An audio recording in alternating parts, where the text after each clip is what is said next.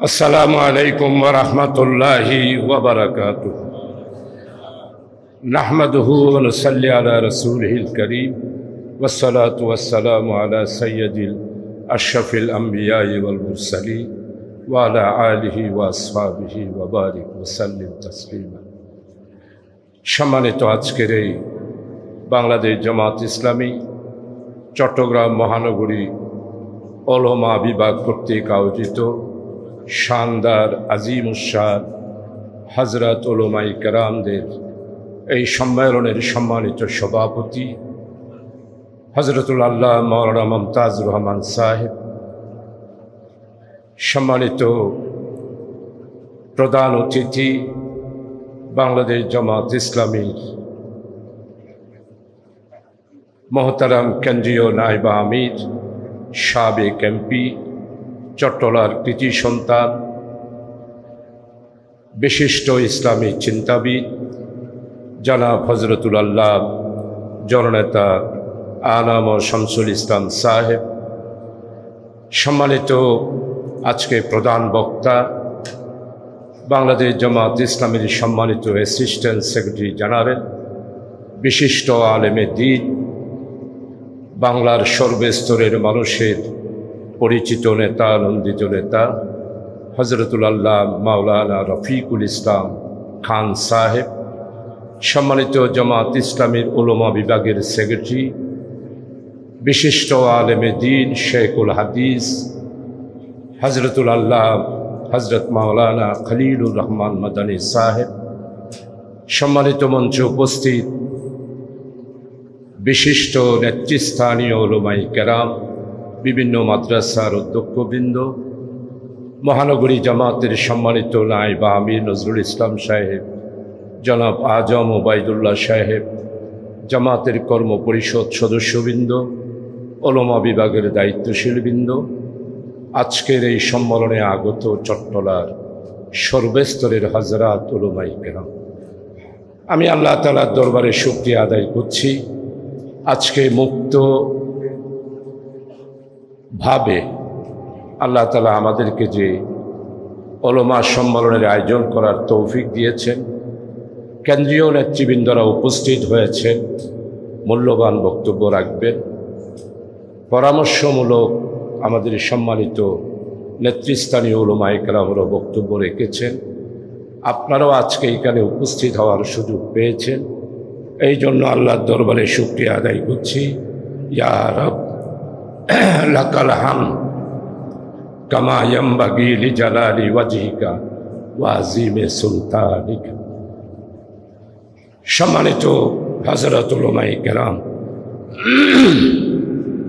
আজকে যে আমরা এই মুক্ত পরিবেশে আল্লাহ তাআলা আমাদেরকে বসার সুযোগ দিয়েছেন, 5ই আগস্টের আগে এই রকম সমাবেশ করার পরিবেশ ছিল না। এমনকি মসজিদেও আপনারা বক্তব্য রাখতে পারতেন না। মসজিদে একটু করে হক কথা বললেই আমাদের পুলিশ বাহিনী এসে সতর্ক করে দিত। আপনারা এখানে অনেক হযরত উলামায়ে কেরাম আছেন যারা কারাগারে গিয়েছেন, এমন অনেক উলামায়ে কেরাম আছেন যাদের বিরুদ্ধে একটা নয়, দুইটা নয়, তিনটা নয়, 20টার অধিক মামলা হয়েছে। আপনারা যারা আজকে এখানে উপস্থিত হয়েছেন, গত 17টা বছর স্বাধীনভাবে সামাজিকভাবে সামাজিক কোনো একটা অনুষ্ঠানে মাথা উঁচু করে কথা বলার সুযোগ পান নাই। আজকে আল্লাহ তাআলা আমাদেরকে সুযোগ করে দিয়েছেন, আল্লাহ তাআলার কাছে শুকরিয়া আদায় করি। সম্মানিত উপস্থিতি, আপনারা সবাই জানেন আজ থেকে 183 বছর আগে পাক ভারত উপমহাদেশের বালাকোট প্রান্তরে শহীদ আহমদ রহমতুল্লাহ আলাই বালাকোটের প্রান্তরে শহীদ হয়েছিল। একটি ইসলামী রাষ্ট্র প্রতিষ্ঠিত হয়েছিল। না দরকার, আস্তে আস্তে মাইকুর গুলাতে শীত গলা ঠিক হয়ে যাবে। একটি ছোট্ট ইসলামী রাষ্ট্র প্রতিষ্ঠিত হয়েছিল বালাকোটের প্রান্তরে। ষড়যন্ত্র এবং সেই দিন পাশ্চাত্য সভ্যতার আঘাতে জর্জরিত হয়ে সেই দিন ইসলামী রাষ্ট্রের পতন হয়েছিল। ইসলামী রাষ্ট্রের পতন এবং পরাজয়ের পর 183টা বছর 33 কোটি মানুষের পাক ভারত উপমহাদেশের ইসলামের নামে বক্তৃতা দেওয়া, ওয়াজ করা, সংগঠন করা 183 বছর হযরত উলামায়ে কেরামগণ স্বাধীনভাবে পাক ভারত উপমহাদেশে বিচরণ করতে পারে নাই। ব্রিটিশ বেনিয়ারা এই উলামায়ে হযরতের বিরুদ্ধে 100টা বছর শুধু ষড়যন্ত্র করেছে। ব্রিটিশদেরকে বিতাড়িত করার ব্যাপারে উলামায়ে কেরামদের অবদান ইতিহাস থেকে ম্লান করে দেওয়া হয়েছে। ব্রিটিশের বিরুদ্ধে সবচেয়ে বেশি আন্দোলন করেছেন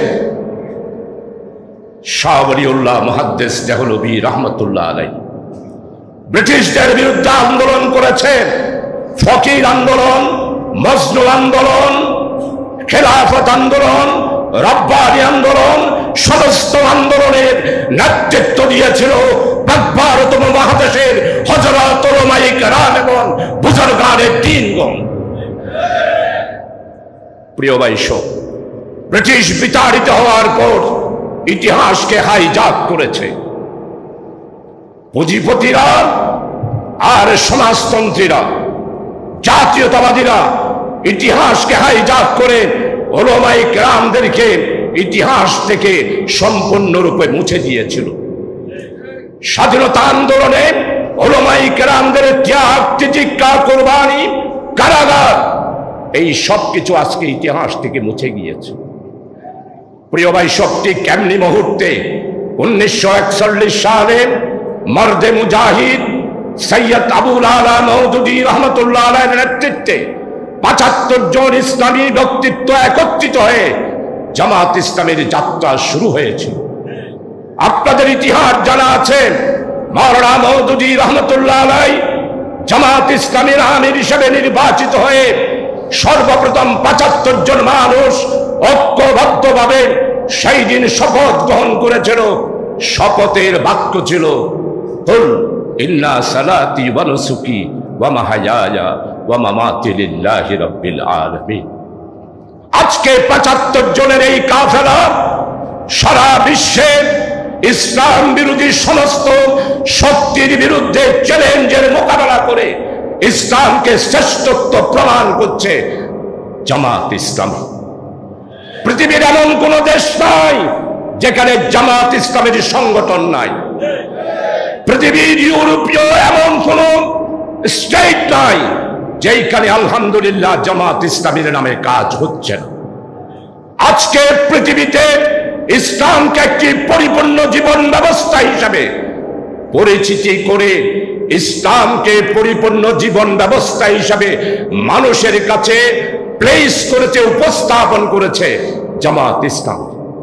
এখন আসুন বাংলাদেশ, স্বাধীনতার 25 বছর পাকিস্তান আমলে জামাত ইসলামীকে নিষিদ্ধ ঘোষণা করেছিল আইয়ুব খান। নিষিদ্ধ করে জামাত ইসলামীকে দাবায় রাখা সম্ভব হয় নাই। দেশ স্বাধীন হলো 72 সালে।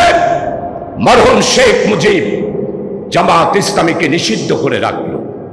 শেখ মুজিব ঘোষণা দিয়েছিল 1974 সালে জামাত ইসলামীর নাম, জামাত ইসলামী নামক কোন রাজনৈতিক দল 100 বছরও আর উঠতে পারবে না। জামাত ইসলামীকে আমি দাবায়া দিয়েছি।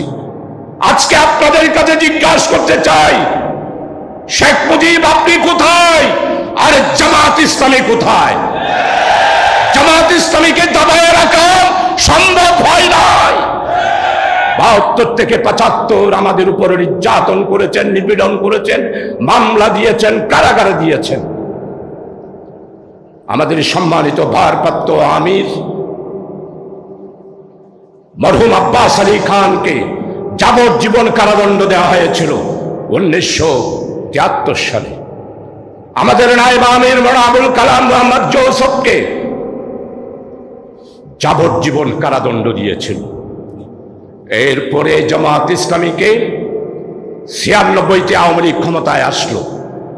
শেখ হাসিনা 96 থেকে 2000 সবচেয়ে বেশি আলেমদের উপরে শেখ হাসিনা অত্যাচার করেছে। শেখুল হাদিস আল্লামা হযরত মাওলানা আজিজুল হক সহ কওমি আকীদার আহলি আকীদার আলেমদেরকে মামলা দিয়ে হামলা করে কারাগারে আবদ্ধ করেছিল শেখ হাসিনা।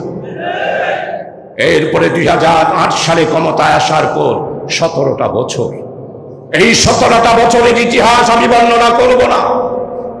সর্বশেষ জামাত ইসলামীকে শেখ হাসিনা 1 আগস্ট আমাদেরকে বেআইনি ঘোষণা করল।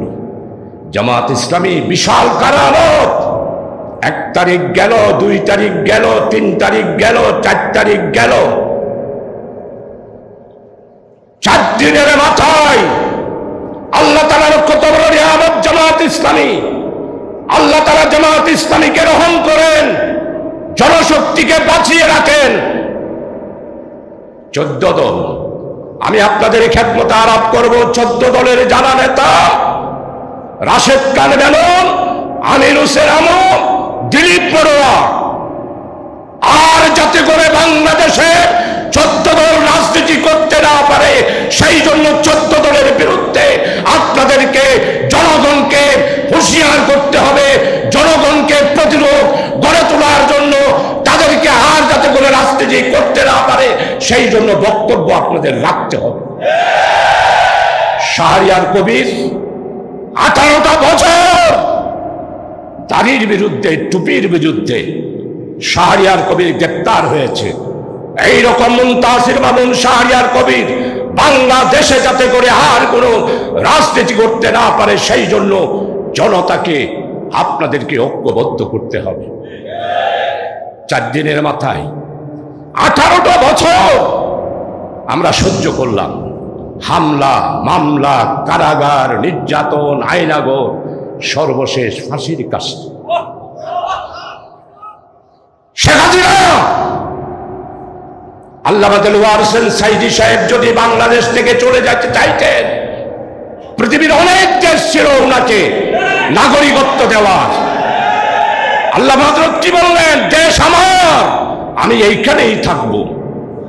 মাওলানা মতিউর রহমান নিজামী কি বললেন, এই দেশ আমার, বাংলা আমার, সুজলা সুফলা শস্য শ্যামলা ধরে ধান্যে পুষ্প ভরার এই বাংলা, আমরা ইসলামী রাষ্ট্রের স্বপ্ন দেখছি, এই দেশ থেকে যাব না। আর শেখ হাসিনা 18 বছর সহ্য করলাম, আমাদেরকে বেআইনি ঘোষণা করলেন। আল্লাহ তাআলার ফয়সালা শেখ হাসিনা। আপনি না পার্লামেন্টে বলেছিলেন আমি শেখের বেটি, পালাতে জানি না। এখন আপনি কার বেটি? শেখ মুজিবের বেটি না ভারতের প্রধানমন্ত্রী নরেন্দ্র মোদীর বেটি? সেটা আজকে জনগণ বুঝে গিয়েছে। আমরা 18 বছর সহ্য করলাম, আপনি 10 মিনিটে সহ্য করতে পারলেন না। দেশ থেকে আপনাকে পলাতে হলো। শুধু আপনি না, আওয়ামী লীগের যারা আছে তারা। আমার মমতাজ ভাই সময় কত? 5 মিনিট আর বলবো, আর একটু বলবো। আচ্ছা প্রিয় ভাই, সব 18টা বছর নির্যাতন, নিপীড়ন, অত্যাচার, এই কথাগুলো জনগণের মাঝে আপনাদেরকে পৌঁছিয়ে দিতে হবে।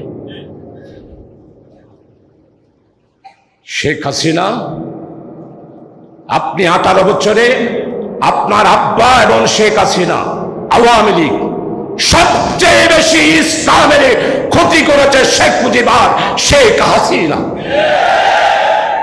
তাই বলতে চাই, তাদের পার্টি আওয়ামী লীগ, আমাদের প্রধান উপদেষ্টা বলে দিয়েছেন, ফ্যাসিস্টদের বিচার কার্য সমাধান না হওয়া পর্যন্ত ফ্যাসিস্টদের দল আওয়ামী লীগ বাংলাদেশের রাজপথে আর নামতে পারবে না। হ্যাঁ, আমাদের সাথে কথা হয়, আমি তো বেশি মাহফিল করি, কালকেও প্রায় 4টা পর্যন্ত মাহফিল করেছি, 4টা মাহফিল।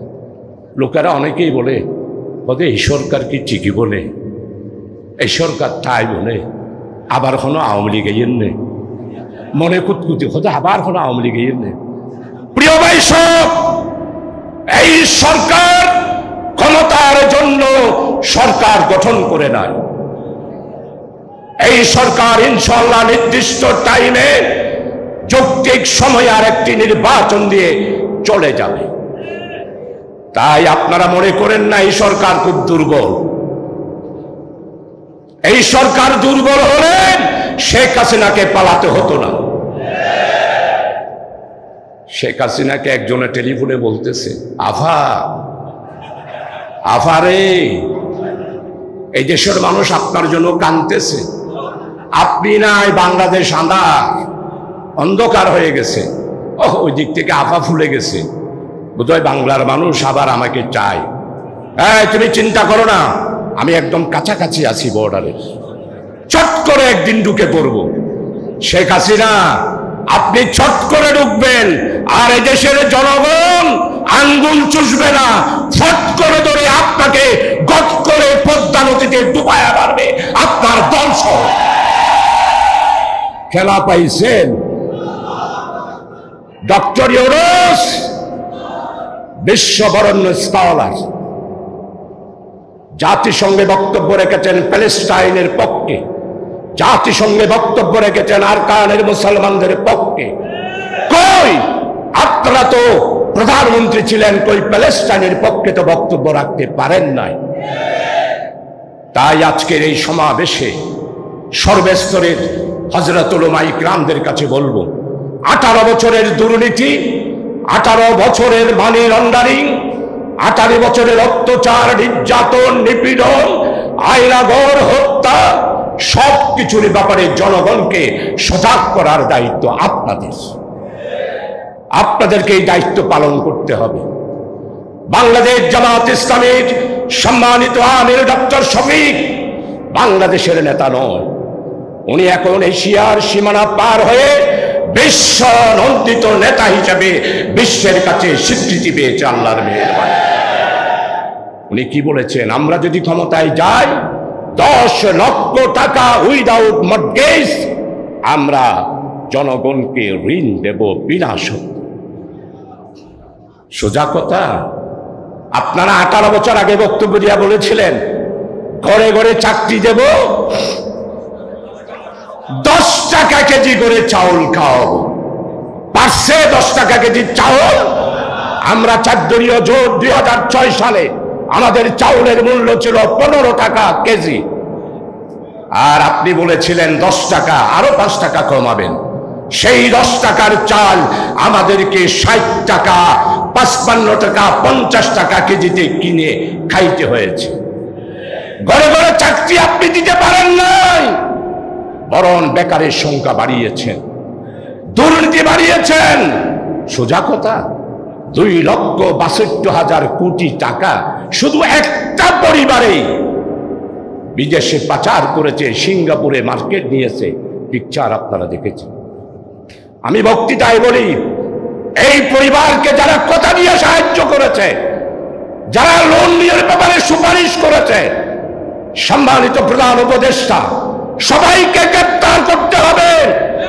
সমস্ত দুর্নীতির টাকা বাংলাদেশে ফেরত আনতে হবে। আমাদের আমিরি জামাত বলেছেন, শুধু একটা পরিবারের দুর্নীতির টাকা যদি ফেরত আনি, তাহলে আমি 5 বছর 10 লক্ষ টাকা করে আমরা জনগণকে মর্টগেজ ছাড়া লোন দিতে পারব। সোজা কথা। দুর্নীতি। প্রধানমন্ত্রীর পিয়ন, প্রধানমন্ত্রী নিজেই বলছেন 21শে জুন বাজেট বক্তৃতায় যে আমার পিয়নেরও 400 কোটি টাকা আছে। এই জন্য আমার দাবি, 10 লক্ষ টাকার উপরে যার অ্যাকাউন্ট আছে তারা সব দুর্নীতিবাজ। এদের হিসাব নিতে হবে কড়াই বান্দায়। প্রধান উপদেষ্টা গত পরশুদিন সেক্রেটারিয়েটের 3 জন উপদেষ্টার সাথে দেখা হয়েছে, স্পষ্ট বলেছি সমস্ত দুর্নীতিবাজ, বিশেষ করে 16টি পরিবার, শেখ পরিবার, আমাদের চট্টগ্রামের মৌবাগিনার 2টা পরিবার। মৌবাগিনা চিনুন না? মৌবাগিনা চিনুন না? ব্যাংক ডাকাতি সর্বপ্রথম তার মামু ইউসিবিএল ব্যাংক ডাকাতি করা শিখিয়েছে। এই যে দুই পরিবারের কাছে যেই টাকা আছে, এই টাকা যদি আমরা উদ্ধার করতে পারি, চট্টগ্রামকে তিলোত্তম নগরীতে পরিণত করতে পারবো ইনশাআল্লাহ। তাই প্রিয় ভাই, সবার বক্তব্য দীর্ঘ রাখবো না। বাংলাদেশ জামাত ইসলামী শুধুমাত্র একটি রাজনৈতিক আন্দোলন এবং সংগঠন নয়, জামাত ইসলামী একটি ইতিহাস। ছড়াই উত্তরে আমরা এই পর্যায়ে এসে পৌঁছেছি। আপনাদের খেদমতে শুধু আরজ করব, আসুন 18 বছরের তাদের কুকীর্তি এবং অপশাসনের কথা মুসল্লিদের কাছে, জনগণের কাছে, যারা ওয়াইজেনে কেরাম আছেন তাদের কাছে। আপনি অনেকের পরামর্শ আমি পেয়েছি। এত হতাশ কেন আপনাদের? আপনারা শুধু বক্তব্য রেখে বললেন শুধু হতাশ আর হতাশ। সোজা কথা, 18 বছরের জগদল পাথরকে মাত্র 36 দিনের আন্দোলনে আমার বাংলার মানুষেরা তাদেরকে বিতাড়িত করেছে। হযরত উলামায়ে কেরামদের অবদান অতীতেও ছিল, বিগত দিনও আন্দোলনে আলেম সমাজের অংশগ্রহণ ছিল, আগামী দিনও বাংলার সুজলা সুফলা শস্য শ্যামলার দেশকে বাঁচানোর জন্য হযরত উলামায়ে কেরামগণ ঐক্যবদ্ধভাবে কাজ করবে ইনশাআল্লাহ। আমাদের মধ্যে কোনো বিভক্তি নাই, কোনো পার্থক্য নাই। হ্যাঁ, কিছু ভুল বোঝাবুঝি আছে। ইত্তেহাদুল উম্মাহ গঠন হয়েছিল আল্লামা হযরত মাওলানা দেলওয়ার হোসেন সাইদি, আপনাদের মনে আছে না ইত্তেহাদুল উম্মাহ? এই দর্শনকার আমিরে জামাত শহীদ প্রফেসর গোলাম আজমের দর্শন ইত্তেহাদুল উম্মাহ। সেখানে ছিল কওমি আলেম, আলিয়ার আলেম, সবকিছু। আজকে আবারও ইত্তেহাদুল উম্মাহর সেই দর্শন নিয়ে আগামীতে আমাদের সবাইকে ঐক্যবদ্ধ থাকতে হবে। প্রিয় উপস্থিতি, শিক্ষানীতি আলিয়া মাদ্রাসাকে স্কুলে রূপান্তরিত করার জন্য শেখ হাসিনা ষড়যন্ত্র করেছিল। আলিয়া মাদ্রাসাকে আবার পুনরুদ্ধার করে অতীতের মতো আলিয়া মাদ্রাসার উজ্জ্বলতা বাড়ানোর জন্য আমাদেরকে আবারও সংগ্রাম করতে হবে, দাবি করতে হবে। স্কুল কলেজের যেই শিক্ষানীতি আমাদের শহীদ আব্দুল মালেক আইডিওলজিক্যাল এডুকেশন, ইসলামিক এডুকেশনের জন্য 1970 সালের 12 আগস্ট ঢাকা ইউনিভার্সিটির টিসিতে বক্তব্য রাখতে গিয়ে শাহাদাত বরণ করেছিল। মালেক ভাইকে যারা হত্যা করেছিল তারা এখনো অনেকেই বেঁচে আছেন। মালেক হত্যার বিচার হয় নাই। মালেক ভাইয়ের শহীদের রক্ত 15 আগস্ট আমরা সারা দেশে শিক্ষা দিবস, শাহাদাত দিবস পালন করেছি। আর সেই শহীদ মালেক ভাইয়ের রক্তে গঠিত অগাস্টের সেই ঘটনার পর বাংলাদেশে যত ঘটনা ঘটেছে অগাস্ট মাসেই ঘটেছে। আমি বিস্তারিত বলবো না। 5ই আগস্ট, আরো অন্যান্য যে অগাস্ট, এই সব কিছু শহীদ মালেক ভাইয়ের 14 আগস্ট থেকে শুরু হয়েছে বাংলাদেশে। এই জন্য মালেক ভাইয়ের হত্যার বিচার বাংলাদেশে ইনশাআল্লাহ অবশ্যই হবে, আমরা জামাত এবং শিবির যদি বেঁচে থাকি। শিবির কি দোষ করেছিল? আপনারা তাদেরকে নিষিদ্ধ করলেন কারণ আপনারা ইসলাম সহ্য করতে পারেন না, আপনারা কোরআন সহ্য করতে পারেন না, ইসলামী তাহজিব তামদ্দুন সহ্য করতে পারেন না। আপনার বাপেও পারেন নাই, আপনিও পারেন নাই। মনে করেছেন আবার আসবেন, আমাদের উপর আঘাত করবেন। সোজা কথা না, আড্ডি গুড়াগুড়ি বেড়াইম আবার আইনি ফিরোজ সামরাত তুলি বেড়াইম। ইয়ানোর নাম চট্টগ্রাম, ইয়ানোর নাম ইসলামাবাদ, বাবে ইসলাম। এই চট্টগ্রামের দরজা দিয়ে ইসলাম এসেছে। অন্যমিকা কিও হইতে পারি, কিন্তু চিটাগাং রাজপথে আর নামতে পারবেন না। আমি আমার বক্তব্য শেষ করছি। আপনারা যারা ওয়াজ মাহফিলে বক্তব্য রাখেন আমার সাথে, আলহামদুলিল্লাহ আমি অত্যন্ত খুশি। তো সোজা কথা, আলেমারা যদি ঐক্যবদ্ধ না থাকতো তাহলে এতগুলো আলেম আজকের এত বড় সম্মেলন হইতো কি হইতো? হয়তো আপনাদের মনে প্রশ্ন আসতে পারে, হাটহাজারির কেউ আসে নাই, তো আমি অবশ্য মমতাজ ভাইয়ের হই, হযরত বাবুনগরী রহমতুল্লাহ আলাইহি, জুনায়েদ বাবুনগরী, শেখ হাদিস আল্লামা হযরত আজিজুল হক, আল্লামা শফি হযরত। আমি হেফাজতের 11টা মামলা খেয়েছি। আলহামদুলিল্লাহ, কওমি আকীদার আলেমদের মধ্যে জামাত ইসলামের ব্যাপারে আগ্রহ সৃষ্টি হয়েছে। আজকে অবশ্য তারা আসলে একটু বক্তব্য দিলে মন্তাজবে ভালো। তারা দন ফল আমি কি 10 দিও না, দিও আরে দিও।